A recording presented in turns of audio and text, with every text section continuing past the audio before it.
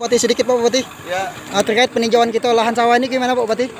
hari ini kita separi Jumat langsung meninjau lokasi lebak yang ada di belakang Desa Limau. Ya. Yang insya Allah ke depan kita rencanakan untuk kita lakukan survei. Ya.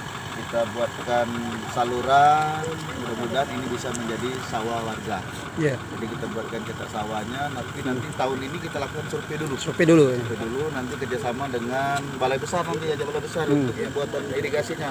Ya. Jadi nanti dinas pertanian kita kabupaten untuk mencetak sawahnya. Mudah-mudahan petani kita bisa bersawah kembali seperti nenek moyang kita sebelumnya kita ada. Oke, terima kasih banyak.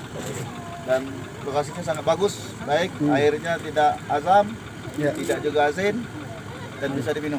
Bisa diminum aja. Tapi harus dimasak dulu. Oke. Sekarang air penting. Berapa gulo? Susu lagi. Tidak perlu lagi gulo, yang penting ada ibu camat langsung manis.